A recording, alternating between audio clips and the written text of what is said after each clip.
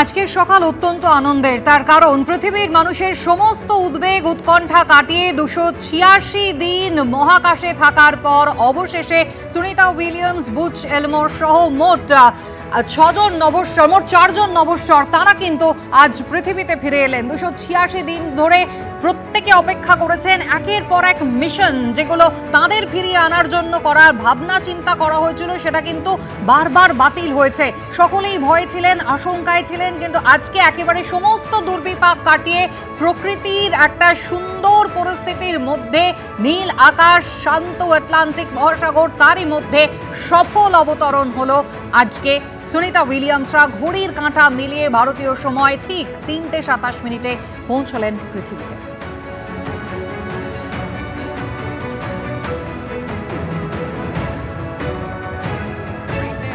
First view of Dragon Freedom coming home to Earth.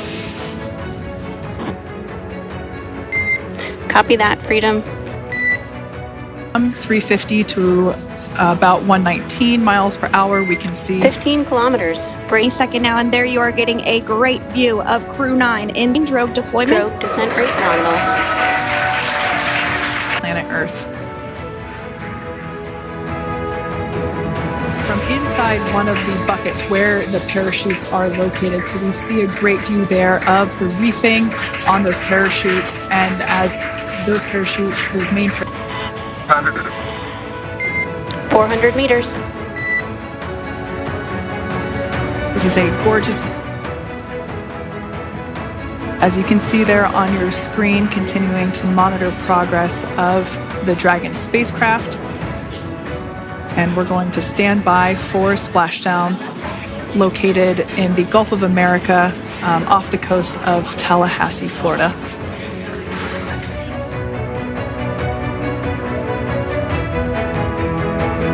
And splashdown. Crew 9 back on Earth.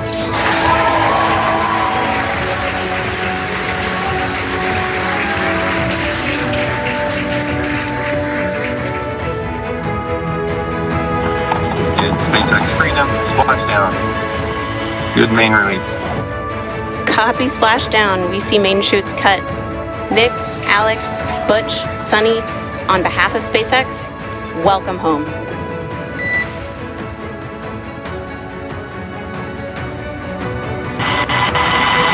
It is an amazing Jettison its trunk section and performed its final burn, the deorbit burn. This placed the Dragon spacecraft on a trajectory toward Tallahassee, Florida. Dragon successfully re-entered the Earth's atmosphere, followed by deployment of its parachutes to slow the spacecraft down to a gentle splashdown. We're now going to follow the Freedom, hypergol sweeps and unfired ordnance checks are nominal. Rigging is in progress. Approximately 20. no more hypergolic fumes or vapors come out from the spacecraft. They'll also place harnessing around.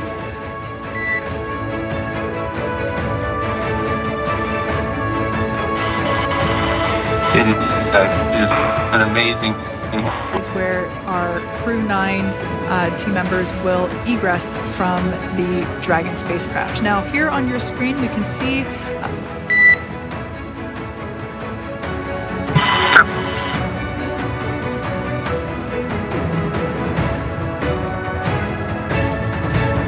as I mentioned before. Oh, of course, we got to get a well-documented photo of the moment. Although we can't. And there we do see Crew 9, some happy waves, smiles all around back on Earth. Now out of Crew Dragon Freedom. Some smiles, thumbs up, and a wave. Can't get any better than that. Yeah, that down. Oh, looks like we're getting our next crew member here. That is none other than Sunny Williams. Big smile, big waves. She, like her other crew members, now will be assisted onto the mobility aid.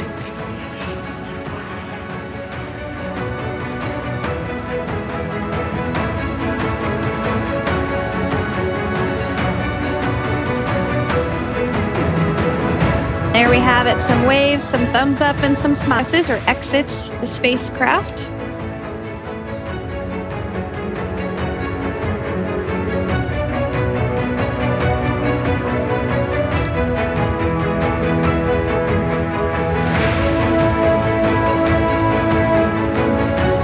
once again some Second now, and there you are getting a great view of Crew 9 inside Dragon Freedom as it returns ভারতীয় back. সময় 3:27 সেই রুদ্ধশ্বাস এসে পৌঁছানো, পৃথিবীতে পৌঁছানো সুনিতা উইলিয়ামসদের সেই ছবিটা দেখলেন, একেবারে গায়ে কাঁটা দেওয়া টান টান মুহূর্ত। আমি আলোচনায় আসবো, আমার সঙ্গে দুজন রয়েছেন, দেবীপ্রসাদ দুয়ারি রয়েছেন এবং রয়েছেন অধ্যাপক দেবাশিস মজুমদার। আমি দেবাশিস বাবুকে দিয়ে শুরু করব। দেবাশিস বাবু, নিঃসন্দেহে এই দীর্ঘ 9টা মাস মহাকাশে থেকে একটা দুর্দমনীয় মনের জোর, শারীরিক সক্ষমতা, সবটার পরিচয় দিয়ে যে অন্তত 150টা বিষয়ের ওপরে গবেষণা করলেন সুনিতা উইলিয়ামসরা, মূলত তার মধ্যে কোন কোন জিনিসগুলো সুদূর প্রসারী ফলাফল রয়েছে?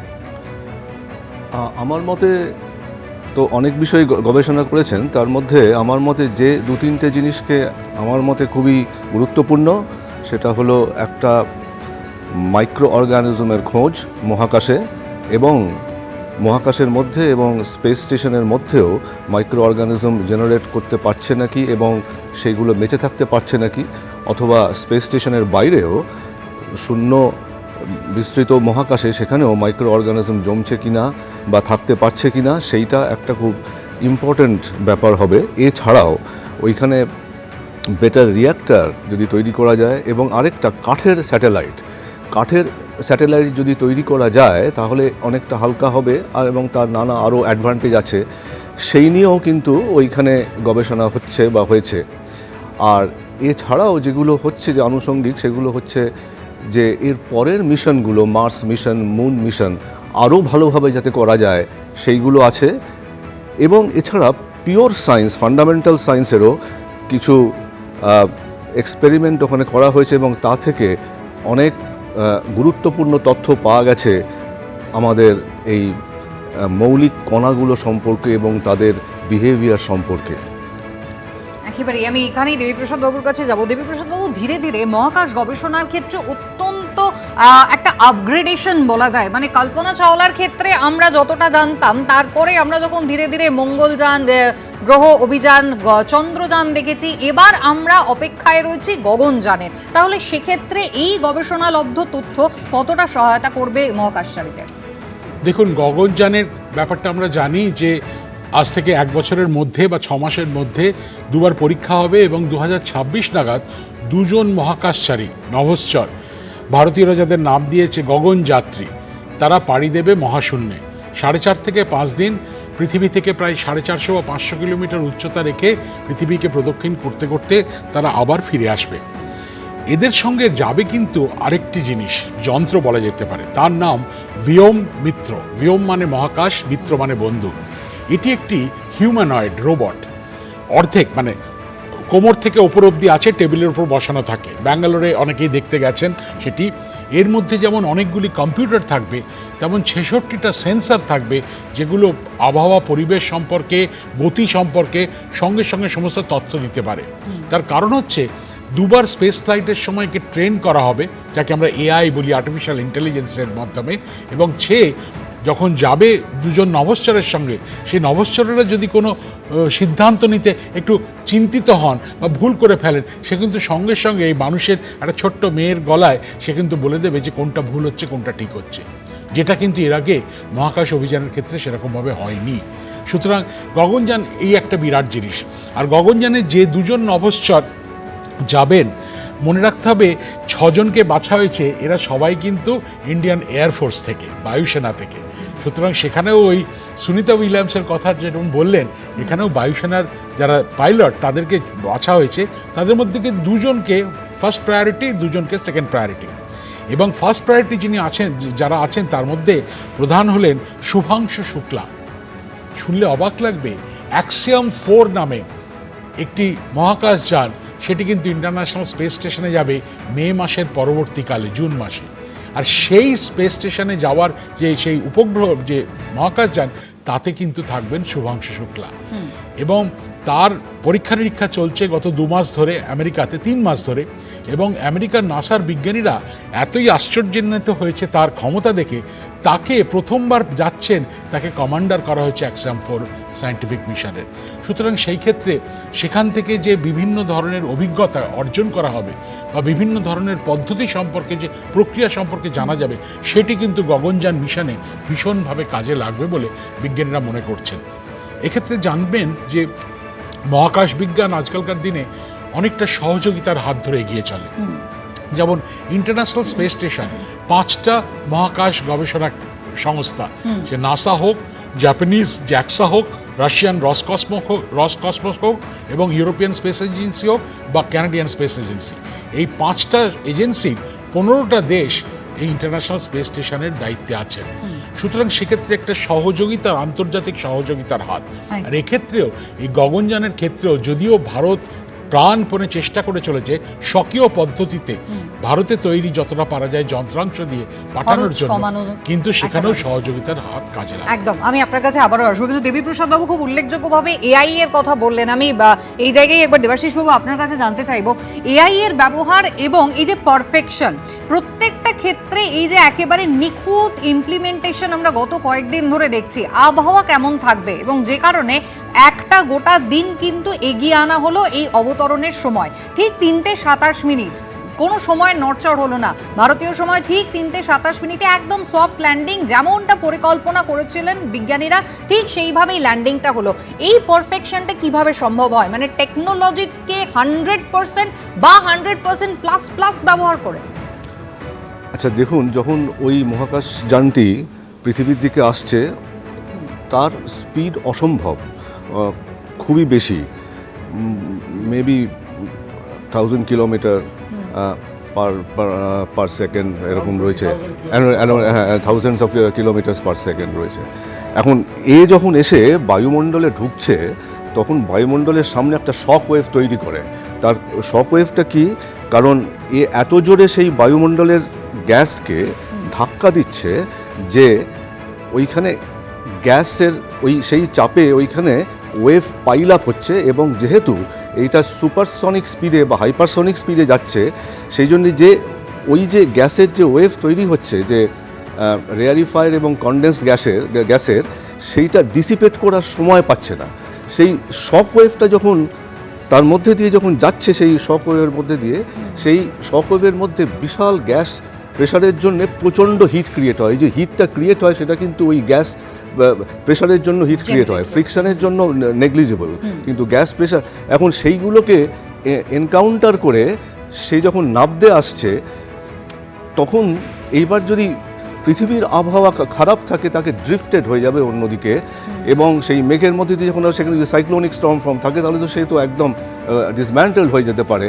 সুতরাং সেইগুলোকে দেখা হয়েছে, এবং এই যে technological development two sustain that shock wave gas pressure and the temperature generated out of that, সেটাও কিন্তু আমি বলবো একটা টেকনোলজিক্যাল মার্ভেল।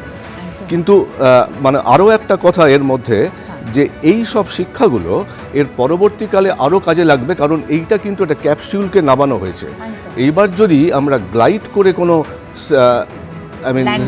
ল্যান্ডিংয়ে যদি আমরা আনি, তাহলে কিন্তু তার angle of entry into the atmosphere অন্যরকম হতে হবে, এবং তার যে ওই শক ওয়েভ যে ওই নজলের সামনে যে ক্রিয়েট করবে সেগুলো দেখতে হবে। স্পিড কন্ট্রোলও একটা খুব গুরুত্বপূর্ণ, এখানেও স্পিড কন্ট্রোল হয়েছে, মানে ডিঅরবিটটা তো করতে হয়েছে, না হলে অত জোরে এলে আবার সেই হিট জেনারেটেড বেশি হবে, সেইগুলোকে তো দেখতে হয়েছেই। কিন্তু শক ওয়েভটা একটা কিন্তু প্রবলেম, যেটাকে ওভারকাম করতে হয় সমস্ত স্পেস ক্রাফটকে যেগুলো পৃথিবীতে আবার ফিরে আসছে সেইগুলোকে আর কি, কারণ সেইখান থেকে হিট জেনারেট হয়ে সেখান থেকে আগুনটা বেরোয় একদমই। এবং ক্যাপসুলের বাইরেটা দেখলেই কিন্তু বোঝা যাচ্ছে যে কি প্রচন্ড পরিমাণ একটা ঘর্ষণ, তাপমাত্রা এই সবটার মধ্যে দিয়ে এসেছে। সেটা কিন্তু একটা ওই প্লাজমা বেরোয়, যে ওই এতে প্রেসারে ওই বাতাসে কি আছে, নাইট্রোজেন আর অক্সিজেন, এইবার সেইগুলো ডিসইন্টিগ্রেট করে গিয়ে আয়োনাইজড হয়ে যায়।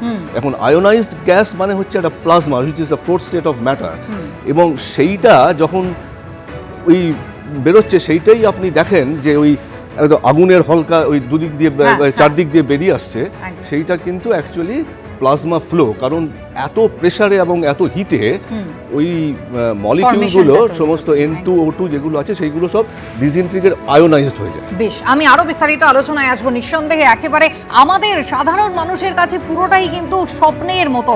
আজকে সেই স্বপ্নকে কিন্তু ছুঁয়ে ফেলেছেন সুনিতা উইলিয়ামসরা। আর যে মুহূর্তটা, সেই মুহূর্তে একেবারে ওয়াশিংটনে নাসার হেডকোয়ার্টারে ঠিক কি পরিমাণ উচ্ছ্বাসের ছবি তৈরি হয়েছিল দেখুন একবার।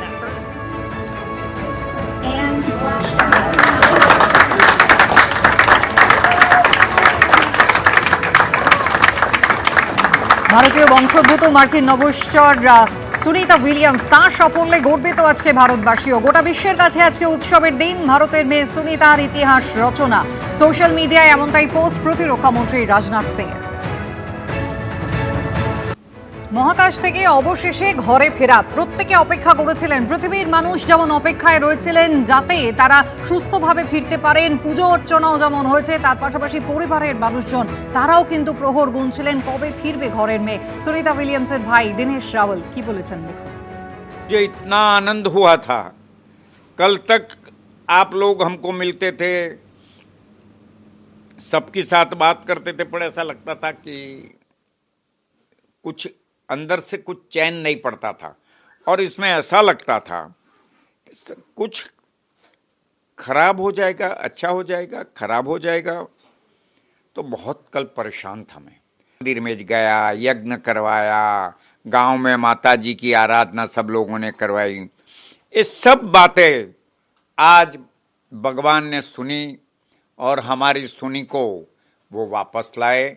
हमें बहुत आनंद है, बहुत आनंद है। जब उन्हें देखा तो हमने, आप देख सकते हो कि घर के अंदर भी हमने फूल उछाड़ कर और घर के आगे तोरण लगा दिया। आसोपालव अपना शुभ प्रतीक है, तो आसोपालव का तोरण लगा दिया और आनंद से हम सब घर के लोग कूद पड़े थे। পরিবারের মানুষজন সত্যি একেবারে বিনিদ্র রজনী কাটিয়েছেন গত কয়েকদিন ধরে। কবে আসবেন তারা, এবং একেবারে শেষ মুহূর্তে একদিন কিন্তু এগিয়ে গিয়েছিল অবতরণ। শেষ পর্যন্ত কিন্তু প্রকৃতিও সহায় হয়েছে, একেবারে সুস্থভাবে ফিরে এসেছেন সুনিতা উইলিয়ামসরা। আমি এই জায়গায় দেবীপ্রসাদ বাবুর কাছে যাব। দেবীপ্রসাদ বাবু, মহাকাশ গবেষণার ক্ষেত্রে অবশ্যই একটা চরম প্রতিযোগিতার জায়গা। কোন দেশ এগিয়ে রয়েছে? ভারতবর্ষের ক্ষেত্রে সবথেকে পজিটিভ সেটা হচ্ছে কত কম খরচে তারা মহাকাশে নিজেদের এই অভিযান চালাতে পারছেন, সেটা যার একটা চরম সাফল্য আমরা চন্দ্রযান 3-এর ক্ষেত্রে দেখেছিলাম। আপাতত আমরা গগনযানের জন্য অপেক্ষা করছি। কিন্তু এই যে সমস্ত মহাকাশ গবেষণা যখন মিলেমিশে এক হয়ে যায়, তারও একটা নজির তো ইতিমধ্যেই তৈরি হচ্ছে। হ্যাঁ, আপনি যেটাকে উল্লেখ করছেন সেটা আমার মনে হয় নিসার নামক একটি উপগ্রহ, NASA ISRO synthetic aperture radar. এটি মোটামুটি $1.5 বিলিয়ন বা রাফলি যদি ভাবা যায় 12 থেকে 13,000 কোটি টাকার মূল্যের একটি উপগ্রহ। এবং এত সূক্ষ্ম, এত শক্তিশালী উপগ্রহ এর আগে কিন্তু পাঠানো হয়নি।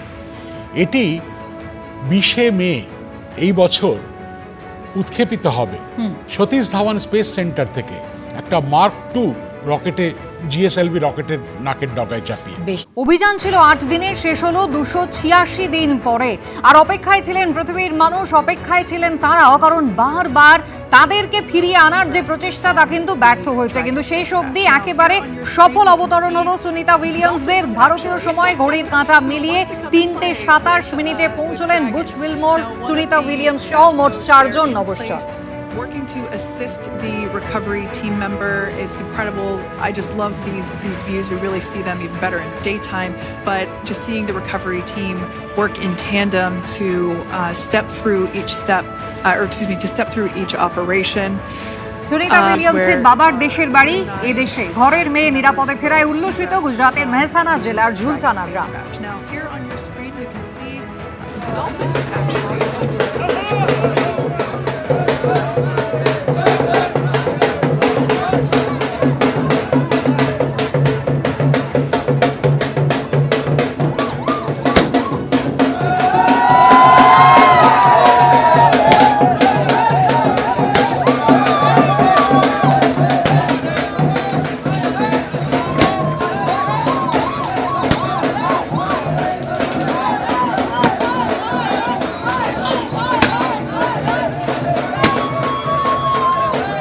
जी यहाँ से जो स्पेस में से परत आए, इसीलिए यहाँ 1 महीने से यहाँ यज्ञ चल रहा है, मंदिर में धून चल रही है। सभी गांव लोग उसकी भक्ति कर रहे हैं भगवान से कि स्पेस शटल में कोई तकलीफ सजे नहीं और यहाँ परत हो जाए। पल्लमा का मंदिर है। 2 बार पहले भी सुनीता जी अवकाश से जब इधर आई थी तो मंदिर में प्रार्थना करने के लिए आई थी। वही भगवान से हम प्रार्थना कर रहे हैं कि वो जल्दी से जल्दी परत आ जाए और कोई तकलीफ न पड़े। वो भी पहली बार जब अवकाश में गई थी तब भी उसके पास वो मंदिर का फोटो था वहां से उसने प्रार्थना भी की थी कि दौलमा को मैंने याद किया था और जब मैं परत जाऊंगी तो पहली बार दर्शन करने जाऊंगी दौलमा का। इस बार भी आएगी? हाँ, यही बार हमको पूरे विश्वास है और 100% वो दौलमा का मंदिर के दर्शन करने के लिए आएगी। पूरी वो उसको विश्वास है कि दौलमा की नाम देते तभी उसको कोई तकलीफ नहीं आती है। 6 जून को जब वो गई थी जून महीने में, तब भी जब उनका पहली बार जब हमको पता चला हमारे स्कूल में जब न्यूज आई कि उनके एयरक्राफ्ट में कुछ खामी सर्ज रही है, क्या कुछ हो रहा है, तभी हमारे स्कूल के सरपंच ने, प्रमुख ने और ये हमारा जो आचार्य सर, उन्होंने हम सब ने नक्की किया था कि हम कुछ करेंगे उनको लिए। तो हम यहाँ से स्कूल से लेके दौला माँ के मंदिर तक सब ये जुलासन गाँव में सब में ये आस्था है कि दौला माँ है वो सबका सब मनोकामनाएं पूर्ण करते हैं। तो हम वहाँ गए थे दौला माँ के मंदिर तक राम धुन लेके और सबने बहुत ही प्रार्थना की थी कि जैसे भी हो सके सुनीता बहन गांव में वापस आ जाए। और कई दिनों से, कई महीनों से हमारे गांव में रामधुन और जो प्रार्थनाएं है वो चल रही है। जब से हमें पता चला है कि उनके स्पेस में तकलीफ है, तभी से हम लोग प्रार्थना कर रहे हैं कि वो सही सलामत लौट आए। हमारे इस जुलासन गांव में रामधुन की जा रही है, हवन किए जा रहे हैं और स्कूल में भी प्रार्थना हो रही है। सुनीता विलियम्स हमारा गांव का लड़की है, दौला माँ की लड़की है। आज वो पृथ्वी पर आए, हमारे जुलासन में पूरा आनंद और उल्लास है। दौला माता का यज्ञ चल रहा है, पूरा गांव माता जी का धुन में बैठा है। खूब आनंद की बात है, खूब हम खुश है, हमारे गांव वाले सब खुश है। जुलासा गांव के निकली है विलियम्स, वो हेमक्षम पृथ्वी पे आए, उसके आनंद में प्रार्थना चल रही है कि माता जी ने, भगवान ने उसको सही सलामत वो तकलीफ दूर किया और पृथ्वी पे आ गया। हमारे उल्लास खूब आनंद है। हम ঈশ্বরের কাছে প্রার্থনা করছিলেন সকলে যাতে একেবারে নিরাপদে পৌঁছন সুনিতা উইলিয়ামসরা। ঠিক সেই মুহূর্তের ছবি যখন গোটা বিশ্বের মানুষ টেলিভিশনের পর্দায় চোখ রেখেছিলেন।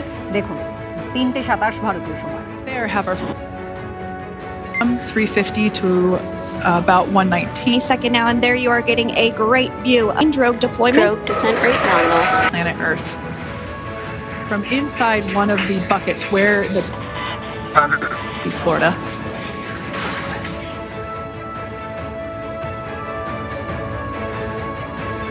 And splashdown, Crew 9 back on Earth.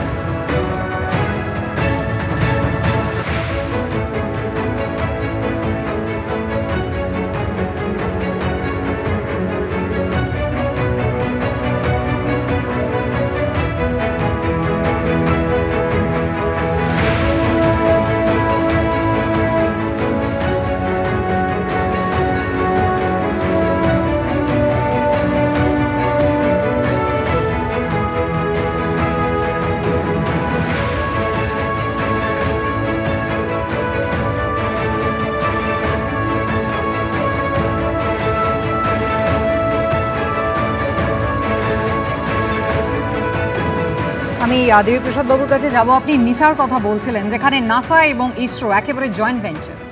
হ্যাঁ, এই নিসার উপগ্রহটির কাজ হবে পৃথিবী পৃষ্ঠ থেকে 774 কিলোমিটার দূরত্বে একটি বৃত্তাকার কক্ষপথে প্রায় 4.5 থেকে 5 বছর এটি ঘুরে ঘুরে পৃথিবী সম্পর্কে সমস্ত ধরনের তথ্য, আবহাওয়া পরিস্থিতি, আবহাওয়াজনিত পরিস্থিতি, জলস্তর, সুনামি, ভূমিকম্প, কোথায় কত তাপমাত্রা, এর সমস্ত কিছু জানান দেবে। যেমন তেমনি কতটা পরিমাণ ভেজিটেশন আছে, কোথায় কোথায় মানুষের বসতি বাড়ছে, কোথায় কোথায় তার জন্য তাপ বৃদ্ধি হচ্ছে, ক্লাইমেট চেঞ্জ হচ্ছে, এই সমস্ত জিনিস জানাবে। এখন বলে রাখি, এই 12,000 কোটি টাকার উপগ্রহটি নাসা কিন্তু খরচ যোগাচ্ছে 9,800 কোটি টাকা, আর ভারত যোগাচ্ছে 780 কোটি টাকা। এখানেই অনেকের দ্বন্দ্ব লাগবে যে 10 গুণের বেশি টাকা দিচ্ছে নাসা, ভারত কিন্তু দিচ্ছে না। কিন্তু মনে রাখতে হবে, নাসা ইসরোর কাজের ওপরে এতটাই বেশি নির্ভরশীল হয়ে পড়েছে তাদের পারদর্শিকতার জন্য যে তারা কিন্তু সমানভাবে সমভাবে এই সহযোগিতাটি করছে। 2টি সিনথেটিক অ্যাপারচার রেডার থাকবে, সবথেকে বড়টি প্রায় 36 ফুট তার ব্যাস। এটি পৃথিবীকে দেখতে দেখতে যাবে দুটি ব্যান্ডে, এস ব্যান্ড এবং এল ব্যান্ড। এই এল ব্যান্ডের যে সিনথেটিক অ্যাপারচার রেডার সেটি বানাচ্ছে নাসা, এস ব্যান্ডটা বানাচ্ছে ইসরো। তাছাড়া ইসরো তার ওই জিএসএলভির মার্ক 2 রকেটটা দিচ্ছে। যে উপগ্রহটির বডি সেটা কিন্তু তৈরি করেছে ইসরো, আর যে যাতায়াত কমিউনিকেশন সেটা করেছে নাসা। এখন এই উপগ্রহটা এই মুহূর্তে কিন্তু ব্যাঙ্গালোরে বসে আছে। গত বছর অক্টোবর মাসে আমেরিকা থেকে ব্যাঙ্গালোরে নিয়ে আসা হয়েছিল এবং এবছর মে মাসে এটিকে পাঠানো হবে। একটা যুগান্তকারী পরিবর্তন আসবে পৃথিবী সম্পর্কে যে পর্যবেক্ষণ সেই পার্টিকুলার ক্ষেত্রে। বেশ, আমি এই জায়গায় একবার দেবাশিস বাবুর কাছে যাই। দেবাশিস বাবু, আপনি ফান্ডামেন্টালস রিসার্চের কথা বলছিলেন, সে একটা প্রশ্ন আমাদের সকলেরই আছে। আমরা জানি যে যখন মহাকাশ গবেষণার কথা বলা হয়, এখান থেকে যখন এই মহাকাশ যান যেগুলো রওনা হয়, মূলত অক্সিজেন সাপ্লাই তাদেরকে পৃথিবী থেকে নিয়ে যেতে হয়। কিন্তু এই যেভাবে চাষবাস হচ্ছে বা কিভাবে অক্সিজেন জেনারেট করা যায়, সেই গবেষণাও কি এবার এক ধাপে হলো? হ্যাঁ, সেই গবেষণা তো চলছিলই। যেমন ওইখানে ভেজিটেশন মানে শাকসবজি, লেটুস শাক উৎপন্ন করা হলো, তার মানে সবুজ থাকলেই তো, সবুজ পাতা থাকলেই সেই ক্লোরোফিল তো অক্সিজেন তৈরি হবে, এবং সেভাবে তো একটা প্রচেষ্টা হচ্ছে এবং সেই কাজ অনেকটা এগিয়েছে। তারা অনেকটাই তারা ভেজিটেশন করতে পেরেছেন, সফল হয়েছেন। তবে সুতরাং কিন্তু এখনও সেই অবস্থায় আসেনি যে অক্সিজেন সাপ্লাইটা দিতে হবে না, মানে নিজেদের অক্সিজেন নিজেরাই তৈরি করতে পারছে, সেই অবস্থায় আসেনি। তবে আশা নিশ্চয়ই যে ভবিষ্যতে সেই অক্সিজেন বা সেই অক্সিজেন ওনারাই তৈরি করতে পারবেন। সেখানে সেই জন্যে রিঅ্যাক্টর রিসার্চও হচ্ছে সেখানে, যে যাতে করে নতুন ওই অক্সিজেন এলিমেন্টটাকে তৈরি করা ইত্যাদি জায়গাটা, সেই সব কাজও সেখানে হচ্ছে।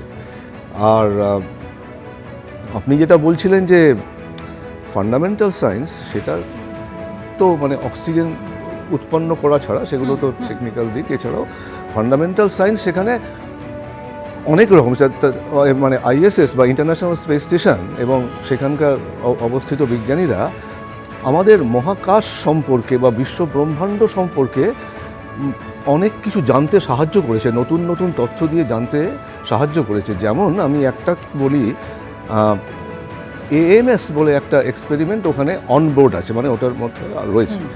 সে এএমএস-এর পুরো কথাটা হচ্ছে আলফা ম্যাগনেটো স্পেকট্রোমিটার, সেটা ডিটেলসে যাচ্ছি না সে এক্সপেরিমেন্ট। কিন্তু তারা কি দেখছে, তারা দেখছে অ্যান্টি পার্টিকেল, বিশ্বব্রহ্মাণ্ডে অ্যান্টি পার্টিকেল। এখন এবং সেইটা দেখতে গিয়ে দেখেছে অ্যান্টি পার্টিকেল এক্সেস রয়েছে। এখন সেটা তো থাকার কথা না, মানে পার্টিকেল অ্যান্টি পার্টিকেল একই মাত্রায় থাকা উচিত, কিন্তু তারা দেখেছে পজিট্রন মানে পজিটিভলি চার্জ ইলেকট্রন, সেটা এক্সেস, এবং সেরকম অ্যান্টি প্রোটনেরও খোঁজ করেছে, এবং সে যা পেয়েছে তাই দিয়ে তারা একটা বাউন্ড, মানে এর মধ্যে আছে অ্যান্টি প্রোটন, এই ইত্যাদিগুলো বলেছে। সেইগুলো কিন্তু মানে ফান্ডামেন্টাল রিসার্চের জন্যে সেগুলো অমূল্য ডেটা। তার মানে সেইগুলো আমাদের বলছে আমাদের সৃষ্টির উৎস রহস্য, মানে সেই বিগ ব্যাং থেকে যখন তৈরি হলো বিশ্বব্রহ্মাণ্ড, সেই সময় এই সব ফান্ডামেন্টাল পার্টিকেলগুলো তৈরি হয়েছিল, ইলেকট্রন, পজিট্রন, তারপরে প্রোটন এসছে ইত্যাদি। কিন্তু অ্যান্টি প্রোটন কোত্থেকে আসবে?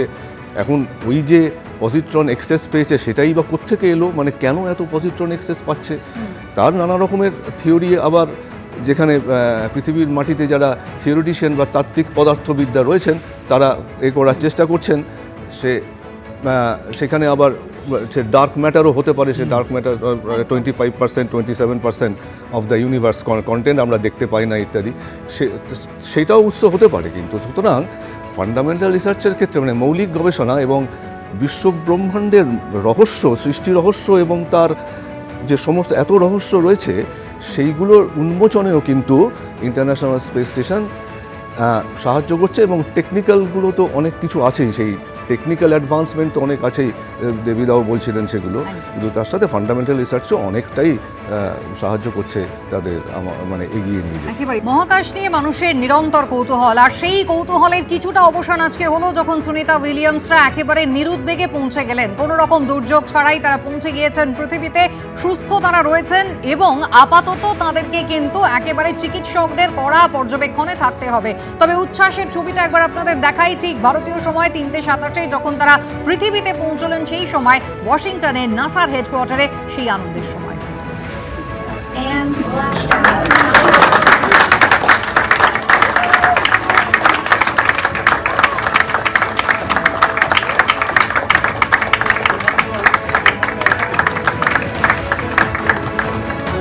দেবপ্রসাদ বাবু, একেবারে যদি ব্যক্তিগতভাবে সুনিতা উইলিয়ামসের ক্যারিয়ারটা আমরা দেখি, তিনি নেভাল অফিসার ছিলেন, তারপরে এয়ারফোর্সে সেখানেও তিনি কাজ করেছেন, 8 রকমের ফাইটার প্লেন তিনি চালাতে পারেন এবং এখন একেবারে নাসার কমান্ডার হিসেবে তিনি 9 মাস কাটিয়ে এলেন। 8 দিনের ট্রাভেল হলো, গিয়ে 9 মাসে পৌঁছলো।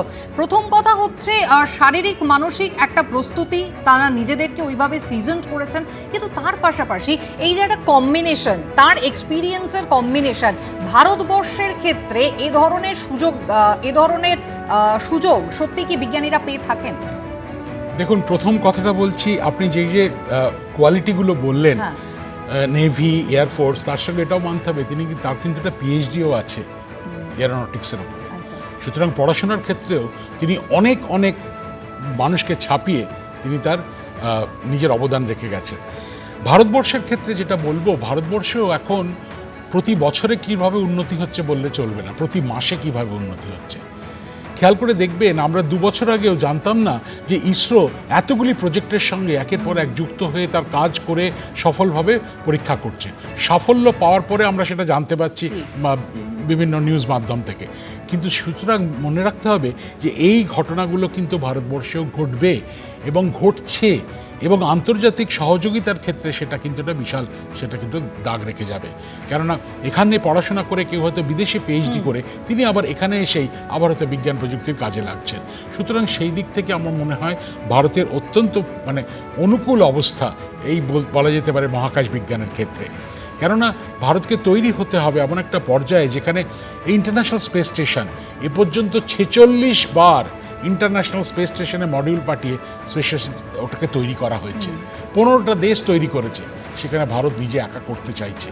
সুতরাং এইগুলোকে কিন্তু মাথায় রেখে চলতে হবে যে স্বকীয়তা বা নিজের ওপরে নিজের ডিপেন্ডেন্সটাকে রাখার জন্য ভারতবর্ষ যেভাবে এগোচ্ছে, তার সঙ্গে রয়েছে অর্থনৈতিক ব্যাপারটা। সবগুলোকে মিলিয়ে আমি বলবো, আমার তো সাধুবাদ ছাড়া কোনো কিছু দেওয়ার উপায় নেই।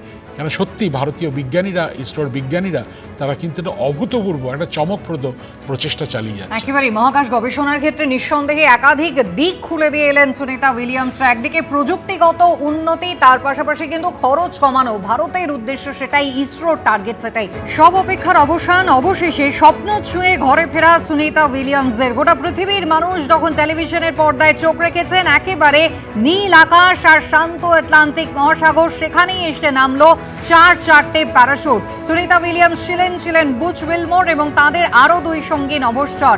8 দিনের অভিযান, 286 দিন কাটিয়ে এলেন মহাকাশে। অন্তত 150টি গবেষণা তিনি করেছেন এবং সেই গবেষণার ফল কিন্তু এরপরে পেতে চলেছেন মহাকাশ বিজ্ঞানীরা। ঠিক কি হয়েছিল ভারতীয় সময় 3:27, দেখুন একবার রুদ্ধশ্বাসী। We right there have our first view of Dragon Freedom coming home to Earth.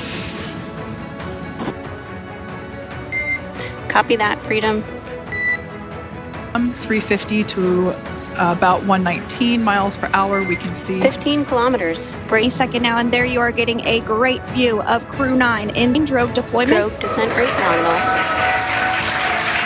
planet Earth. From inside one of the buckets where the parachutes are located. So we see a great view there of the reefing on those parachutes, and as those parachutes, those main 400 meters. This is a gorgeous,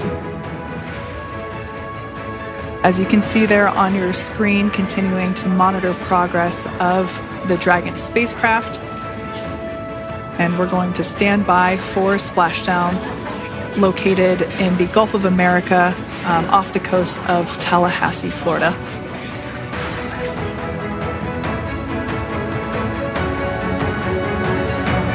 And splashdown. Crew 9 back on Earth.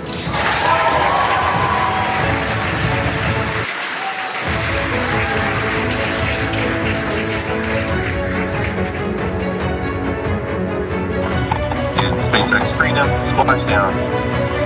Good main release. Copy, splashdown. We see main chutes cut.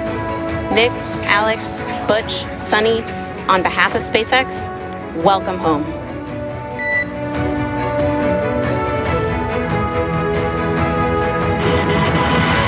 It is is an amazing jettison its trunk section and performed its final burn, the deorbit burn.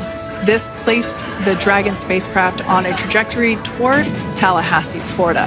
Dragon successfully re-entered the Earth's atmosphere, followed by deployment of its parachutes to slow the spacecraft down to a gentle splashdown.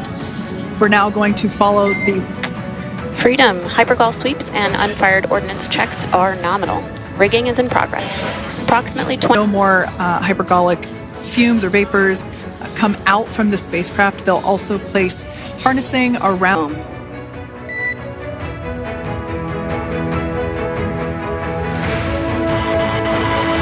It is an amazing Is where our Crew 9 team members will egress from the Dragon spacecraft. Now, here on your screen, we can see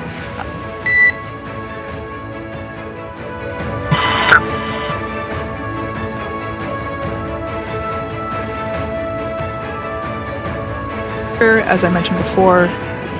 Oh, of course, we got to get a well-documented photo of the moment. Although we can't. And there we do see Crew 9, some happy waves, smiles all around back on Earth. Now out of Crew Dragon Freedom.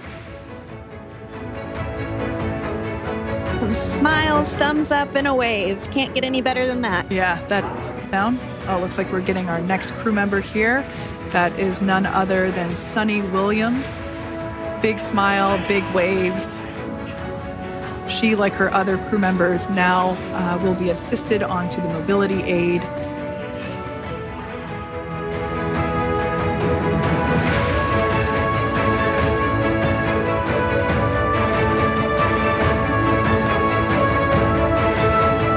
There we have it, some waves, some thumbs up, and some smiles or exits the spacecraft.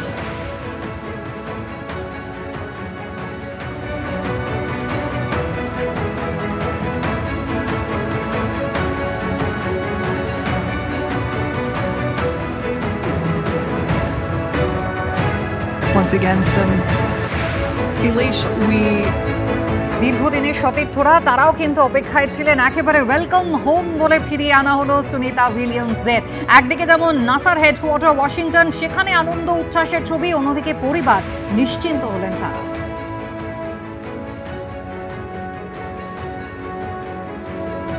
57 high altitude plane, and there you see it on your screen, drogue deployment. Drogue descent rate.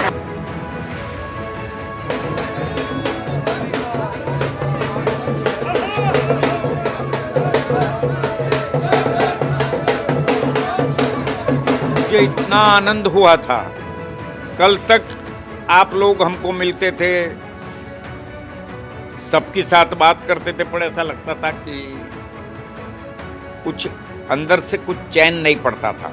और इसमें ऐसा लगता था कुछ खराब हो जाएगा, अच्छा हो जाएगा, खराब हो जाएगा।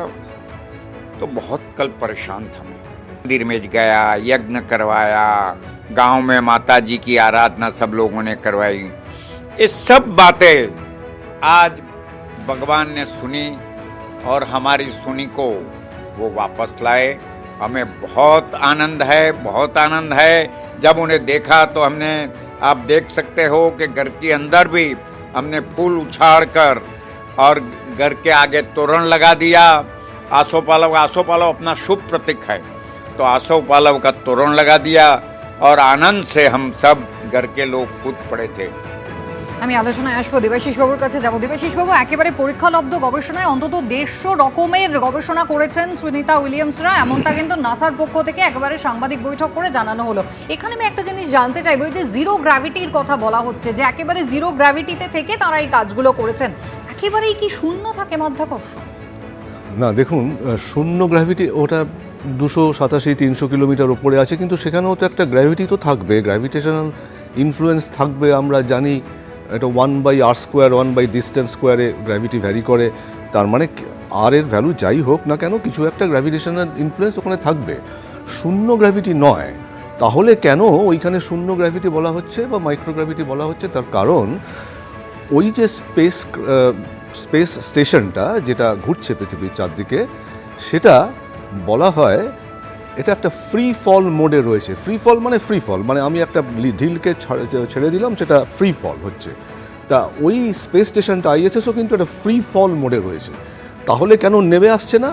যেই নেমে আসতে যাচ্ছে ততক্ষণে পৃথিবী আবার ঘুরে গেছে। তার মানে স্পিডকে এমনভাবে দেওয়া আছে যেটা ও সবসময় ফ্রি ফল মোডে থাকবে, কিন্তু যখন ও পৃথিবীর মাটিতে নেমে আসতে চাইবে ততক্ষণে পৃথিবী ঘুরে গেছে, আবার সে ওই একইভাবে চলতে থাকবে, ঘুরবে। এখান থেকে কন্ট্রোল করা হয় সেইটা না, এমনভাবে স্পিডটাকে দিয়ে দেওয়া হয়, তারপরে একবার ফ্রি ফলে চলে এলো তো সেইভাবেই চলতে থাকবে। পৃথিবীর মাধ্যাকর্ষণ তো রয়েছে, সেই ইয়েতেই সে পড়তে থাকবে, কিন্তু ততক্ষণে পৃথিবী এগিয়ে গেছে। সেই সব ক্যালকুলেশন করেই সেই স্পিডটা যখন তাকে কক্ষে স্থাপন করা হচ্ছে সেইভাবেই দেওয়া হয়। আচ্ছা, এইবার যদি কোনো ফ্রি ফল বস্তু থাকে, মানে ধরুন একটা ফ্রেম, সেটাকে আপনি ফেলে দিয়েছেন এবং তার সাথে কেউ একজন, আমি হয়তো অ্যাটাচ তার মধ্যে, আমি গ্র্যাভিটি ফিলই করব না। তার মানে একটা ফ্রি ফল সিস্টেম বা ফ্রি ফল রেফারেন্স ফ্রেমে গ্র্যাভিটির কোনো মানে নেই। তা এক্স্যাক্টলি সেটাই হচ্ছে কিন্তু আইএসএসে। সেই জন্যেই তারা জিরো গ্র্যাভিটি বা মাইক্রোগ্র্যাভিটি বলতে পারছে। এই নয় যে ওখানে গ্র্যাভিটেশনাল ইনফ্লুয়েন্স নেই, নিশ্চয়ই আছে, কিন্তু তারা জিরো গ্র্যাভিটি ফিল করছে। তার কারণ হচ্ছে ওরা এমন একটা ফ্রেমে রয়েছে যেটা সবসময় ফ্রি ফল মোডে রয়েছে উইথ রেসপেক্ট টু আর্থ। এবং আমি দেবপ্রসাদ বাবু এখানে একটা জিনিস জানতে চাইবো, যে যেহেতু মাইক্রোগ্র্যাভিটির কথাটা হলো, একটা মাইক্রোগ্র্যাভিটেশনাল জায়গা থেকে যখন তারা একটা পূর্ণ গ্র্যাভিটেশনের মধ্যে ঢুকছেন, একটা প্রবল গতিবেগে গোটা ক্যাপসুলটা যখন এগিয়ে আসছে, পৃথিবীর বায়ুমণ্ডল ভেদ করে যখন সেটা ঢোকার চেষ্টা করছে, সেই সময় যারা যাত্রী রয়েছেন তারা কি সেই গতিটা অনুভব করতে পারেন ভেতরে থেকে? হ্যাঁ, বেশ রীতিমতো অনুভব করতে পারেন। কেননা এক্ষেত্রে কীরকম ব্যাপারটা হচ্ছে, আপনি একটা গাড়িতে যাচ্ছেন, গাড়িটা প্রচণ্ড যদি স্পিডে যায়, সেই স্পিডটাকে বা গতিটাকে আপনি যেমন অনুভব করতে পারেন, এই একই ঘটনাটা ঘটছে এখানে। কেন এখানে কিন্তু একই দিকে নেমে আসছে। ওপরে যে 28,000 কিলোমিটার প্রতি ঘন্টায় এই আইএসএস যেমন ঘুরে চলেছে, সেই ঘুরে চলার সময় কিন্তু ওই ঘুরে চলার গতি এবং আকর্ষণ, এই দুটো পরস্পর যেন কেটে কুটে যাচ্ছে। এরকম কেটে কুটে যায় না, পরস্পর যেন কেটে কুটে গিয়ে মনে হচ্ছে সেখানে মাইক্রোগ্র্যাভিটি কন্ডিশন। জিরো গ্র্যাভিটি কিন্তু এখন অবধি বলা হয়নি, মাইক্রোগ্র্যাভিটি। আর সেই ক্ষেত্রে যখন পৃথিবীতে নেমে আসছে, তাদের কিন্তু রীতিমতো তাদের শরীরের ওপর চাপ সৃষ্টি হয়। যেমন একটা অত্যন্ত গতিবেগ সম্পন্ন গাড়িতে চাপলে আপনারও মনে হবে যে যেন কোথাও একটা চাপ সৃষ্টি হচ্ছে, সেইটা এখানে হয়। আর এই ইন্টারন্যাশনাল স্পেস স্টেশনে থাকা, পরবর্তীকালে গবেষণা, যে জিনিসটা আমি বলতে চাই, নতুন একটা জিনিস যেটা চাইনিজরা করেছে, সেটা হচ্ছে, আমরা জানি সালোক সংশ্লেষ মানে গাছেরা যেটা করে, সেটা হচ্ছে জল এবং সূর্যালোক থেকে অক্সিজেন তৈরি করে। এই অক্সিজেনেরও যেমন দরকার, আবার জলেরও ভীষণ দরকার। কিন্তু জল, আপনারা শুনলে অবাক হবেন, 1 কেজি জল ইন্টারন্যাশনাল স্পেস স্টেশনে ফ্যালকন যদি নিয়ে যায়, কত খরচ হয়ে জানেন? পার কেজি 2,33,000 টাকা প্রতি কেজি। মানে 1 লিটার যেটা আমরা 20 টাকায় কিনি বোতলে, সেটা লাগে 2,33,000 টাকা। আর যদি 1 কন্টেনার একটা অক্সিজেন সিলিন্ডার যায়, তাহলে প্রায় 15 লক্ষ টাকা পার কন্টেনার। সুতরাং এই দুটো জিনিসের ভীষণ দরকার। সেই জন্য চাইনিজরা প্রথমে যেটা গত বছরই টেস্ট করেছেন, যেটা এবারেও এরা টেস্ট করলেন, সেটা হচ্ছে কৃত্রিম সালোক সংশ্লেষ। কিছু সেমিকন্ডাক্টরের ওপর কিছু মেটালের প্রলেপ লাগিয়ে তার সঙ্গে রিয়াকশন করে অক্সিজেন তৈরি করা, যেটা একেবারে নতুন একটা পদ্ধতি। সেইটা কিন্তু এইবারে পরীক্ষিত হয়েছে এবং সফলভাবে করলে সেই অক্সিজেন জেনারেটর, কৃত্রিম জেনারেটর সুন্দরভাবে কাজে লাগানো যাবে পরিবেশ এবং আবহাওয়া ইন্টারন্যাশনাল স্পেস স্টেশন বা যে কোনো স্পেস ক্রাফটের মধ্যে বজায় রাখার জন্য। বেশ, মানে এটা আপনি বলছেন যে একটা নতুন দিগন্ত তো নিঃসন্দেহে।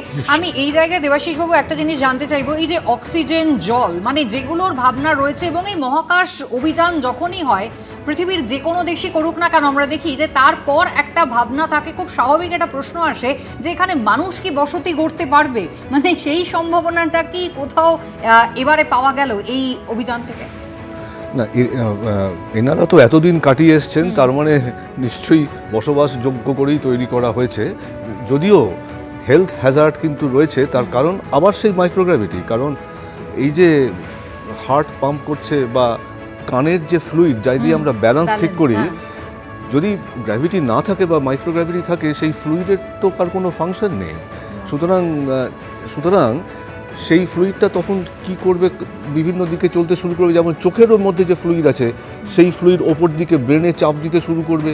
সমস্ত ফ্লুইড, সমস্ত কন্ট্রোল হচ্ছে আমাদের মর্তে যখন আছি পৃথিবীর মাটিতে, সমস্ত গ্র্যাভিটি দিয়ে কন্ট্রোল হচ্ছে। ইভেন হার্ট পাম্পও তাই হচ্ছে, কারণ গ্র্যাভিটির সাথে ও অ্যাডজাস্ট করছে নিজেকে। সেরকম মাসল স্ট্রেংথ সবই, যখন হাত তুলছি মানে গ্র্যাভিটির এগেনস্টে তুলছি, সেইভাবে মাসল স্ট্রেংথ কন্ট্রোল হয়ে গেছে, সেটা নেই। সুতরাং মাসলগুলো কাজই করেনি, গত 9 মাসে তার কোনো ফাংশনই ছিল না, কোনো ফাংশনই। সুতরাং মাসল ডিকে করতে বাধ্য, সেই জন্য ওইরকম ওই এক্সারসাইজ রেজিমেন্ট ওই করতে হয়েছিল ওনাদেরকে ওইখানে, না হলে মাসল ক্ষয় হতে বাধ্য। আর আমি একটা হিসেব, আমার মনে হয় আমি ঠিক বলছি, কত যেন 1 মাস না 2 মাসে 10% করে কত ক্ষয় হবে, 3 মাসে না 6 মাসে, এরকম একটা বোন ডেন্সিটি 1 to 2% একটা রিডিউস করে পার 6 মাস, এরকম একটা কিছু আছে। I may be wrong, but something কিছু একটা রিডিউস করতে বাধ্য আর কি।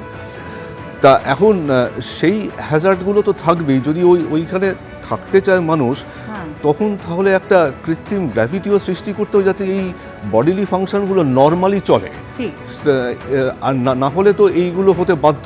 এনারা এখন 9 মাস আছেন, 10 মাস 12 মাস ঠিক আছে, ফিরে আসছেন। একটা টেম্পোরারি স্ট্রাকচার তাদের জন্য তৈরি করে দেওয়া হয়েছে, সেই সায়েন্টিফিক জায়গাটার মধ্যে তারা রয়েছেন। কিন্তু স্বাভাবিকভাবেই এবার যে তারা পৃথিবীতে ফিরে এলেন, এবার তাদের স্বাভাবিক জীবনে ফিরতে কিন্তু আরো বেশ কিছুটা সময় লাগবে, কারণ ইতিমধ্যেই শারীরিক প্রচুর ক্ষয়ক্ষতি হয়েছে, এমনটাই বলছেন চিকিৎসক। চিকিৎসকদের মতে সুনিতা উইলিয়ামস এবং তার সঙ্গীরা পৃথিবীতে ফিরে এলেই চ্যালেঞ্জ শেষ নয়, বরং তারপর শুরু এক নতুন চ্যালেঞ্জ। কারণ প্রায় 9 মাস তারা মাধ্যাকর্ষণ শক্তির বাইরে। বিশেষজ্ঞদের মতে এর ফলে শরীরের ভারসাম্য নষ্ট হয়ে যায়, শরীরে হাড় এবং পেশির বৃদ্ধির অনুপাতটা বদলে যায়। 286 দিন আন্তর্জাতিক স্পেস স্টেশনে ভেসেছিলেন সুনিতারা। বিশেষজ্ঞদের মতে ভেসে থাকতে থাকতে তারা হাঁটতে কার্যত ভুলে গেছেন। ওজন ধরে রাখার মতো হাড়ের শক্তি তাদের আর নেই। কেবল দাঁড়ানো নয়, বসে থাকা বা শুয়ে থাকার আলাদা অনুভূতিটুকুও তাদের হবে না। আপাতত কয়েক মাস হুইলচেয়ারেই বন্দি থাকতে হবে। চিকিৎসকেরা বলছেন, শিশুরা যেভাবে হাঁটতে শেখে সেভাবেই আবার শুরু করতে হবে সুনিতাদের। আপনি একটা লম্বা লিফটে নামছেন, যে লিফটটা হয়তো 1000 মাইলের লিফট, অর্থাৎ আপনি একটা জিরো গ্র্যাভিটি থেকে হঠাৎ করে গ্র্যাভিটিতে যখন নামলেন, আপনি সেই ফোর্সটা নিতে পারবেন না, আপনি উল্টে পড়ে যাবেন। যখন উনি পাটা রাখলেন, রক্তটা পায়ের দিকে চলে যাবে, ব্রেনের দিকে কম যাবে, ফলত মাথা ঘুরে যাওয়া একদমই স্বাভাবিক। মাথা ঘুরে যাবেন, আবার উল্টে পড়ে যাওয়ার কথা। মহাকাশযানে থাকার সময় তাদের ইমিউন সিস্টেম পারিপার্শ্বিকের সঙ্গে একরকমভাবে রিয়্যাক্ট করছিল। যখন এখানে এসে পৌঁছবেন, তাদের ইমিউন সিস্টেম সম্পূর্ণ অন্যভাবে রিয়্যাক্ট করবে। ওই যে বললাম, মাথার চুল থেকে পায়ের নখ প্রত্যেকটাকেই আবার অ্যাকাস্টামড হতে 2 থেকে 3 মাস সময় দিতে হবে। মোবিলিটি হারানো, বিকজ আপনি যে হাঁটেন নর্মালি, সেই যে আপনার এবিলিটি অফ হাঁটা, এটা তো গ্র্যাভিটেশনাল পুলের জন্যই সম্ভব হয়। তো সেই গ্র্যাভিটিটার প্র্যাকটিস চলে গেলে ওকে আবার রিট্রেন করতে হবে, মানে ওনাকে না, ওনার মাসলকে আবার রিট্রেন করতে হবে, বোনকে আবার রিট্রেন করতে হবে, নার্ভগুলোকে রিট্রেন করতে হবে। সময়টা এই মুহূর্তে বলা মুশকিল কতটা রিহ্যাব উনি করতে পারবেন। এর সঙ্গে একটা সাইকোলজিক্যাল চ্যালেঞ্জও থাকবে, both physical and mental challenge. তবে সাধারণত যে সময়টা উনি কাটিয়েছেন তাতে 3 থেকে 6 মাস মোটামুটি টাইম লাগবে। বিশেষজ্ঞরা বলছেন, মহাকর্ষীয় তরঙ্গের বিকিরণও অত্যন্ত ক্ষতি করতে পারে। মহাকাশ স্টেশনের দেওয়াল তেজস্ক্রিয় বিকিরণকে ঠেকাতে পারে না। এই বিকিরণ স্পেস স্টেশনের দেওয়াল ভেদ করে ঢোকে এবং নভশ্চরদের শরীরেও প্রভাব ফেলে। এর জেরে পরবর্তী সময়ে ক্যান্সারও হতে পারে। বিশেষজ্ঞদের মতে এতদিন মহাকাশে থাকার ফলে সুনিতাদের শরীরে প্রোটিনের ঘাটতি হবে, রক্তের ঘনত্বও কমে যাবে, প্লাজমা বা রক্তরসে তারতম্য হতে পারে। ঝিলম করঞ্জাই, সত্যজিৎ বৈদ্য, এবিপি আনন্দ। অপেক্ষার অবসান তো হলো, কিন্তু এরপর এবার তো কৌতূহলের শুরু। ঠিক 9 মাস ধরে কি কি গবেষণায় পাওয়া গেল, সুনিতা উইলিয়ামসরা তারা ঠিক কি কি জানলেন, জানতে পারলেন, এবং তার ফলে ভবিষ্যতে মহাকাশ গবেষণা আরো কতটা এগিয়ে গেল। আমি এই জায়গায় একবার দেবাশিস বাবুর কাছে আসবো। দেবাশিস বাবু, একটা জিনিস তো অবশ্যই আমাদের সকলেরই ভীষণ কৌতূহলে, সেটা হচ্ছে যেভাবে সুনিতা উইলিয়ামসরা তারা এতগুলো দিন কাটিয়ে এলেন মহাকাশে, কোথাও তারাও নিজেরাও কি একেবারে এই গবেষণার অংশ হয়ে গেলেন ফিজিক্যালি? হ্যাঁ, নিশ্চয়ই। ওনারা তো গবেষণা ওখানে করেছেন, সমস্ত সায়েন্টিফিক গবেষণায় তারা অংশগ্রহণ করেছেন, সুতরাং তারা নিশ্চয়ই ওনাদের যে ফিজিক্যাল চেঞ্জেস গুলো হলো, মানে ফিজিক্যাল চেঞ্জেস, সেটা আমি বলছি, সেটা একটা হলো যে ওই মাইক্রোগ্র্যাভিটিতে কীরকমভাবে ফিজিক্যাল চেঞ্জ হয় বা কী কী কী কী ফিজিক্যাল বায়োলজিক্যাল চেঞ্জ কী কী হয় সেইটা তো নিশ্চয়ই একটা গুরুত্বপূর্ণ ব্যাপার, কিন্তু মাইক্রোগ্র্যাভিটিতে অন্যান্য ফিজিক্স এক্সপেরিমেন্টও কীরকমভাবে কাজ করে সেটাও কিন্তু একটা মানে আমাদের মতো ফিজিক্সের ছাত্রদের কাছে অ্যাকচুয়ালি এইটাও কিন্তু অত্যন্ত গুরুত্বপূর্ণ সংবাদ বহন করে আসছে। কারণ মাইক্রোগ্র্যাভিটি কিন্তু এখন সবাই চাইছে মাইক্রোগ্র্যাভিটি রিসার্চে যোগদান করতে, এবং তার জন্য অনেক কিছুই হচ্ছে আরও পৃথিবীতে, সেসব ডিটেলস আমি যাচ্ছি না, কিন্তু হ্যাঁ বলুন।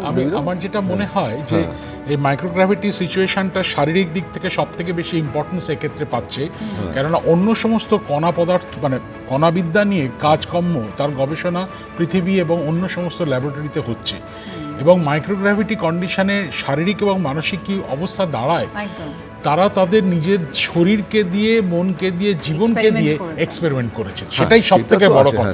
সেখানে তারপরে ফিজিক্স, কেমিস্ট্রি, ম্যাথমেটিক্স এগুলো হয়েছে, কিন্তু এইখানে আমার মনে হয় বায়োলজিক্যাল বা ফিজিওলজিক্যাল সিস্টেমের ওপরে কি প্রভাব মাইক্রোগ্র্যাভিটি করতে পারে, যেটা পরবর্তীকালে যখন অন্য মহাকাশচারীরা যাবেন তারা কি সাবধানতা অবলম্বন করবেন বা কি পদ্ধতি মানবেন, সেই জিনিসটাকে কিন্তু আরো বেশি স্পষ্ট করে দিয়েছে। এইটা হচ্ছে সবথেকে গুরুত্বপূর্ণ। একেবারে নিরাপদে পৃথিবীতে ফিরলেন সুনিতা উইলিয়ামসরা, একেবারে নিখুঁত অবতরণ করলো ড্রাগন ক্যাপসুল।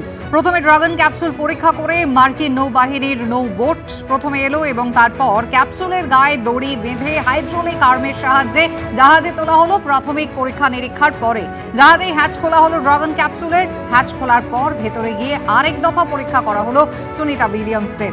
বিশেষ চেয়ারে তুলে ক্যাপসুল থেকে প্রথমবার বের করা হলো। একেবারে শুরুতেই বেরিয়ে এলেন নিক হেগ, এবং তারপর ক্যাপসুল থেকে একে একে বার করা হলো বাকিদের। ক্যাপসুল থেকে তৃতীয় নম্বরে বেরিয়ে এলেন সুনিতা উইলিয়ামস। বেরিয়ে এসেই একগাল হাসি, সেই চেনা পরিচিত চেহারা সুনিতা উইলিয়ামসের, সঙ্গে Thums Up. Oh yeah, it's Sandra. We right there have our first view of Dragon Freedom. Down from 350 to about 119. Second now, and there you are getting a great view of Crew 9 inside drogue deployment. Drogue descent rate nominal. Planet Earth. From inside one of the buckets where the parachutes are located, so we see a great view of Florida.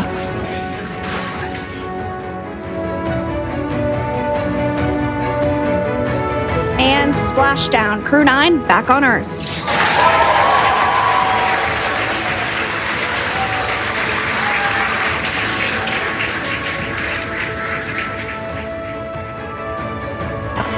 And SpaceX Freedom, splashdown. Good main release. Copy splashdown. We see main chutes cut. Nick, Alex, Butch, Sunny, on behalf of SpaceX, welcome home.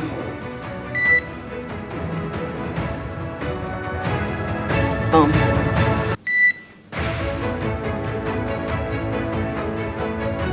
Is where our Crew 9 team members will egress from the Dragon spacecraft.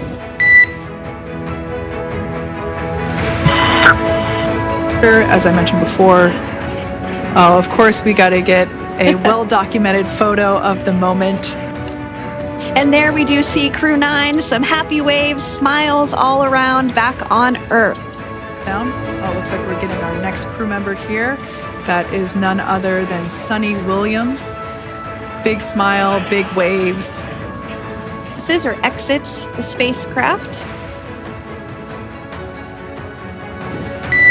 Welcome home Sunita Williams. আজকে কিন্তু এটাই বলার দিন, একেবারে আনন্দের একটা সকাল বলাই যায়। আমি দেবাশিস বাবুর কাছে এই জায়গায় যাবো। দেবাশিস বাবু, একেবারে একটা গবেষণাগারে বসে নির্ধারিত কিছু ফর্মুলা মেনে একেবারে পরীক্ষা নিরীক্ষা করা, সেটা যেমন একটা জিনিস, আউটস্টেশনে গিয়ে, এবং জায়গাটা যদি হয় মহাকাশ, সেখানে 8 দিনের জন্য গবেষণা করতে গিয়ে 286 দিন থাকা, একটা নির্দিষ্ট কিছু ভাবনা চিন্তা নিয়ে তো এরা গবেষণাটা শুরু করেন, এবং তারপরে কোথাও কি সেটা আরো বেশি স্প্রেড করে, আরো বেশি ছড়িয়ে পড়ে, অন্যান্য অ্যাসপেক্টগুলো জড়িয়ে যায়? না, এই ক্ষেত্রে তো 8 দিনের জন্য গিয়ে তো ওনাদের থাকতে হয়েছিল, এবং তারপরে ওনারা ওই গবেষণা দলের সদস্য হয়ে গিয়েছিলেন এতদিন ধরে।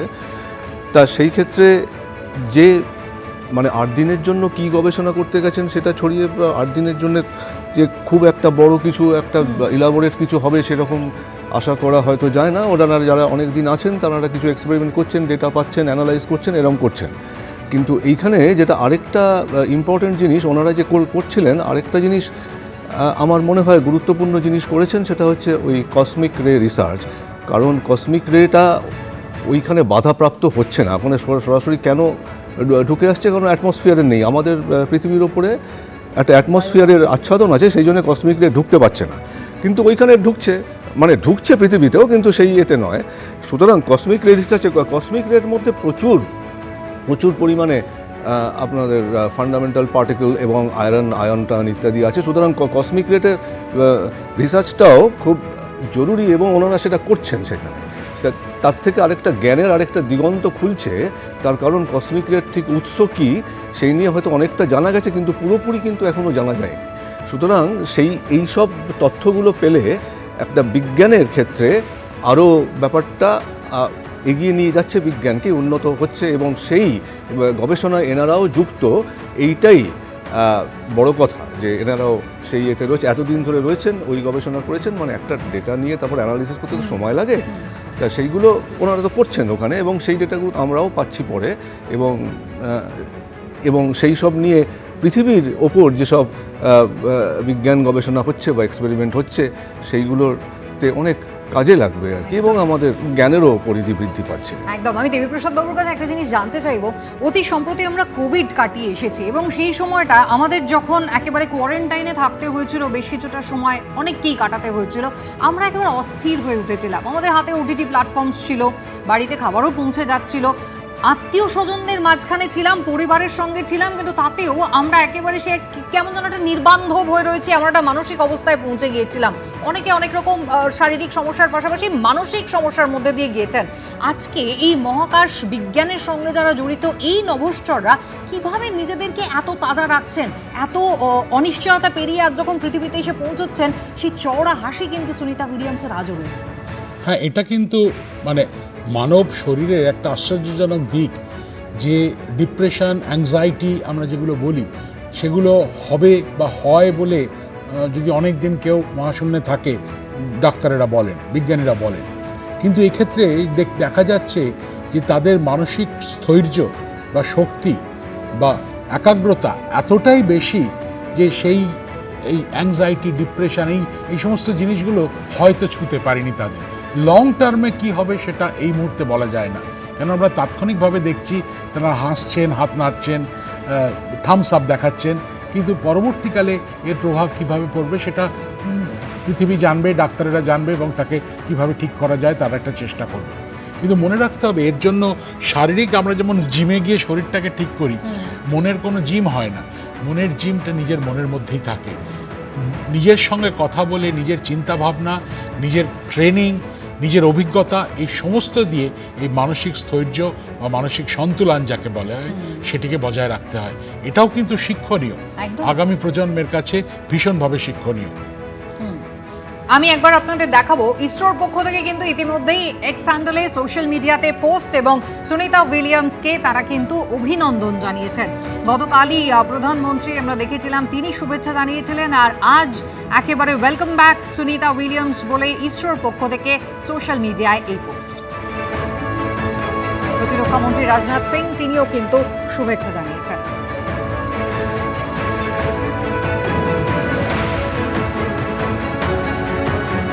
গোটা বিশ্বের কাছে আজ উৎসবের দিন। ভারতের মেয়ে সুনিতা ইতিহাস রচনা করেছেন, সোশ্যাল মিডিয়ায় পোস্টে লিখেছেন ভারতের প্রতিরক্ষা মন্ত্রী রাজনাথ সিং। বাবার বাড়ি গুজরাট, আর সেখানেও কিন্তু আজকে সকাল থেকেই একেবারে আনন্দ উৎসবের ছবি।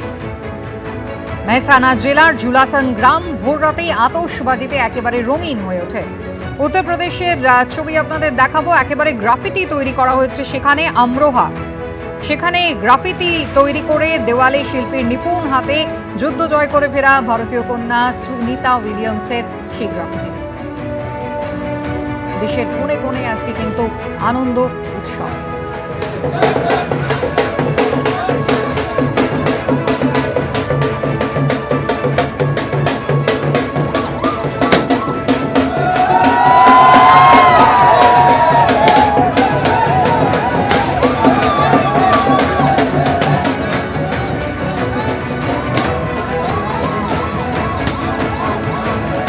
ভারতীয় বংশোদ্ভূত সুনিতা উইলিয়ামস, তাকে নিয়ে আজকে এই উচ্ছ্বাস। আমি দেবাশিস বাবুর কাছে এই জায়গায় যাব। বেশ কয়েক বছর আগে কল্পনা চাওলা, আমরা তাকে ঘিরে অনেক স্বপ্ন দেখেছিলাম, অনেক সাফল্য এসেছে তার গবেষণা থেকেও, কিন্তু তাকে আমরা ফেরত পাইনি আমাদের মধ্যে। কোথাও কি সেই ভুল থেকে শিক্ষা নিয়ে আজকের এই এত বড় সাফল্য দেবাশিস বাবু? হ্যাঁ, নিশ্চয়ই ভুল থেকে তো শিক্ষা নেওয়া হচ্ছেই সবসময়, সেখান থেকে সেইভাবে ডিজাইনও করা হয়েছে। কিন্তু একটা ডিফারেন্স আছে, যেমন কল্পনা চাওলা যে স্পেসক্রাফটে ফিরছিলেন সেটা ল্যান্ড করতো, গ্লাইড করে ল্যান্ড করতো। এইটা কিন্তু ওই ক্যাপসিউলটা এসে জলে ফেলা হয়েছে, কিন্তু সেটা কিন্তু পারপাস আছে, কারণ ওইটা ল্যান্ড করাতে গিয়ে তো পুড়ে টুড়ে গিয়েছিল। এইটাকে এমনভাবে নিয়ে আসা হচ্ছে যাতে করে ওই সমস্ত থ্রাস্ট, একটু আগে যেটা বলছিলাম আমি, যে ওই এয়ার থ্রাস্ট মানে অ্যাটমসফিয়ারে যখন ঢুকবে সেই থ্রাস্টগুলো শক ওয়েভ তৈরি হচ্ছে, সেগুলো কাটিয়ে তার জন্য যেরকম মেটেরিয়াল তৈরি করতে হবে সেটাও প্রিকশন নেওয়া হয়েছে এবং তারও শিক্ষা নেওয়া হয়েছে। পাওয়া গেছে কল্পনা চাওলার যে মিশন তার থেকে এবং অন্যান্য যা ডিজাস্টার হয়েছে আগে তার থেকেও নেওয়া হয়েছে। এবং তারপরে তার থেকে নিয়ে আমি যেটা বলছিলাম যে এইটাকে নিয়ে সমুদ্রের মধ্যে ফেলা হচ্ছে, যাতে আর কোনো রকম ল্যান্ডেও তো ফেলা যেত, ল্যান্ডে ফেলতে গেলে আরও হিট জেনারেট হয়তো হতো, তখন সেইখানে হয়তো আবার আগুন টাগুন জ্বলে যেত, ক্র্যাশ হয়ে যেত। সুতরাং সেই সবগুলোর পসিবিলিটিগুলো, সম্ভাবনাগুলোকে যাতে না থাকে সেইগুলোকে সরিয়ে দিয়ে ওটাকে নিয়ে এসে জলে ফেলা হয়েছে, যাতে ল্যান্ডিংটা একটু সফট হয় এবং ইম্প্যাক্টটা যাতে অত বেশি না হয়। সুতরাং শিক্ষা তো নেওয়া হয়েছে, এই কল্পনা চাওলার থেকে নেওয়া হয়েছে। এর আগে চ্যালেঞ্জার আরও যেগুলো হয়েছিল, কোনোটার টালি খুলে গেছে, কোনোটা হয়তো সুস্থ শরীরে ফিরে এসছে কিন্তু লড়বড়ে হয়ে গেছিলো, সেই সব থেকে তো শিক্ষা নেওয়া হয়েছেই। একদম। দেবীপ্রসাদ বাবু, এই যে ফিরে এলেন সুনিতা উইলিয়ামসরা, একেবারে চিকিৎসকদের পর্যবেক্ষণে থাকবেন আপাতত বেশ কিছুদিন। তাদের ক্ষেত্রে আমরা দেখছি এই যে আপাতত হয়তো তাদেরকে ক্রলিং দিয়ে আবার শুরু করতে হবে, পেশিগুলো কাজ করছে না, কিন্তু ফুড হ্যাবিট মানে সেটাও তো একটা ভয়ানক রকমের পরিবর্তন হয়ে গেছে। সাধারণ মানুষের কাছে কিন্তু এটা বিরাট কৌতূহলের জায়গায়। শুধু কৌতূহল না, সাধারণ মানুষ যখন জানবে যে তারা কি পরিস্থিতির মধ্যে দিয়ে আগামী কয়েক মাস কাটাবেন, তাদের প্রতি শ্রদ্ধাবোধে আরও বেড়ে যাবে, রাইট? যেখানে আমরা হয়তো এক দুদিন অন্যরকম খেলে আমাদের মনে হয় ভাল লাগছে না, সেখানে 9 মাস এক ধরনের খাবার খেয়ে তারপরে পৃথিবীর সাধারণ খাবারের সঙ্গে নিজেকে মানিয়ে নেওয়া। মনে রাখতে হবে এই ক্ষেত্রে যে 20 কোটি কিলোমিটার ভ্রমণ করেছেন এই কদিন, এই 9 মাসে সুনিতা উইলিয়ামস। পৃথিবীকে প্রদক্ষিণ করেছেন 4576 বার। সুতরাং এই 9 মাসে তাদের মধ্যে যে শুধুমাত্র যে শরীর মন, তাদের যে পারিপার্শ্বিক পরিবর্তনটা এত দ্রুতভাবে ঘটেছে, সবের সঙ্গে শরীরকে মানিয়ে নিয়ে খাওয়া দাওয়ার যে ব্যাপারটা, সেটা কিন্তু একেবারে স্পেশালাইজড, বিশেষ ধরনের করা হয়। কারণ এই যে সার্কাডিয়ান রিদম, এটা পুরোপুরি পাল্টে যায় বলে, দিন রাত কন্টিনিউয়াস চেঞ্জ হচ্ছে বলে তাদের কিন্তু খাওয়া দাওয়ার মধ্যে সেটাকেও প্রতিফলিত হয়। সেইগুলোকে পুরোপুরি পাল্টে দিয়ে আবার স্বাভাবিকভাবে ফিরে আসতে বেশ সময় তো লাগবেই। তবে এটা মনে রাখতে হবে যে অত্যন্ত নিয়ন্ত্রিতভাবে, মানে মেডিকেলি অর্কেস্ট্রেটেড যেটা বলা যায়। এখানে আমার একটা কৌতূহল, সেটা হচ্ছে আপনি দিন রাতের কথা বলছেন, এই টাইম ম্যানেজমেন্টটা কিভাবে সম্ভব হয়? সেটাও কিন্তু ওই মেন্টাল এবিলিটি, মানসিক যে শক্তি, তার উপরে। কেন আমি দিনের মধ্যে 16 বার সূর্যাস্ত দেখছি, সূর্যোদয় দেখছি, বড় যে বে উইন্ডো আছে সেখান থেকে, অথচ আমাকে মেনে চলতে হচ্ছে যেটা 24 ঘন্টার হয়তো ঘড়ি পড়ে রয়েছেন সুনিতা উইলিয়ামস, টাইমটা কিভাবে? সেই ক্ষেত্রে ওনাদের টাইমটা ওনারা জেনারেলি ইউটিসি, ইউনিভার্সাল টাইম বা জিএমটি ফলো করেন। কিন্তু মনে রাখতে হবে যে ওনার শরীর, আমাদের শরীরটা কি আমরা জানি রাত্রে ঘুমোতে হয়, সকালে উঠতে হয়, সারাদিন ঘুরতে হয় 24 ঘন্টার। ওনাদের ক্ষেত্রে তো দিনে 16 বার একদিন মানে দিন হচ্ছে, আমাদের একদিন মানে ওদের 16 দিন।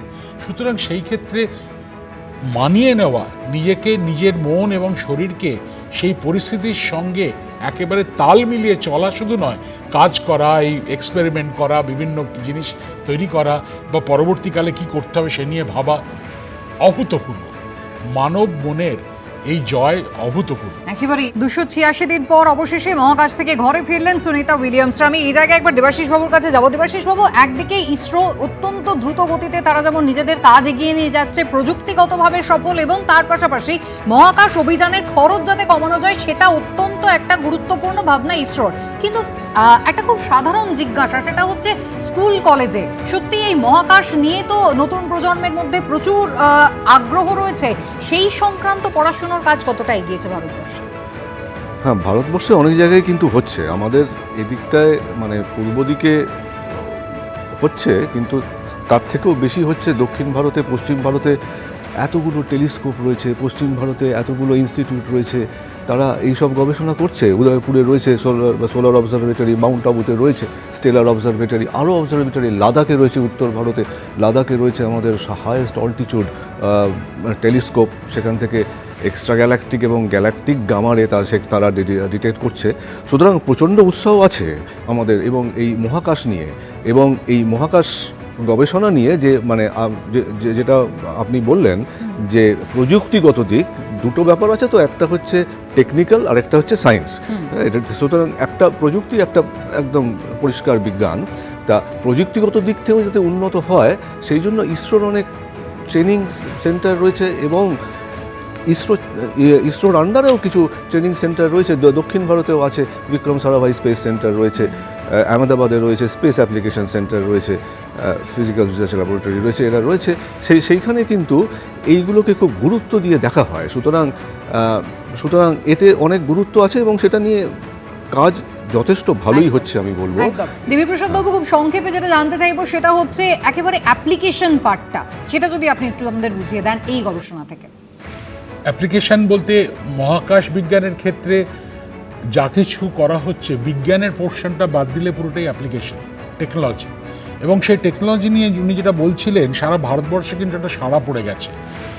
কিন্তু আমার কাছে ব্যক্তিগতভাবে দুঃখজনকভাবে এই পূর্ব ভারতের দিকে কিন্তু খুব একটা কিছু হয় না। এখানে স্কুল কলেজেও বা কেতেও সেই ধরনের মানসিকতা বাচ্চাদের মধ্যে, ছোটদের মধ্যে গড়ে তোলার প্রচেষ্টাটা বোধহয় এখনও কোথাও ঘাটতি রয়ে গেছে। কেন, এর পেছনে অনেক আর্থসামাজিক, হয়তো কিছুটা রাজনৈতিক, কিছুটা অনেক কিছু ফ্যাক্টর থাকতে পারে, সেগুলো নিয়ে আমি কোনো কমেন্ট করছি না। কিন্তু যে জিনিসটা দরকার মনে রাখতে হবে, মহাকাশ বিজ্ঞান আগামী ভবিষ্যতের একটা বিরাট দিক, ভারতের ক্ষেত্রেও সত্যি। সেক্ষেত্রে আমাদের ছোট ছোট ছেলে মেয়েদেরকে, তরুণীদেরকে যদি তার জন্য মানসিকভাবে এবং পড়াশোনার দিক থেকে তাদেরকে তৈরি না করে উঠতে পারি, তাহলে আমরাই বোধহয় পরবর্তীকালে আমাদের খারাপ লাগতে পারে। একেবারেই তাই। এবং আজকের দিন সত্যিই খুব আনন্দের দিন। আপনাদের দুজনকে অনেক ধন্যবাদ আমাদের এত কিছু জানানোর জন্য। মহাকাশ নিয়ে আমাদের কৌতূহল তো থেকেই গেল, তবে সুনিতা উইলিয়ামসরা যখন একেবারে সম্পূর্ণ সুস্থ হবেন, নিশ্চয়ই তারাও জানাবেন 286 দিন ধরে যে অভিজ্ঞতা তারা অর্জন করে এলেন এবং তাদের কাছ থেকে পাওয়া তথ্যের ভিত্তিতে মহাকাশ গবেষণা আরও কতটা এগোবে, আরও কতটা সামনের দিকে অগ্রসর হবে, আরও নতুন স্বপ্ন আমাদের দেখাবে, তার অপেক্ষায় রইলাম আমরা সকলে। আনন্দ সকালের সময় শেষ, সকলকে ধন্যবাদ।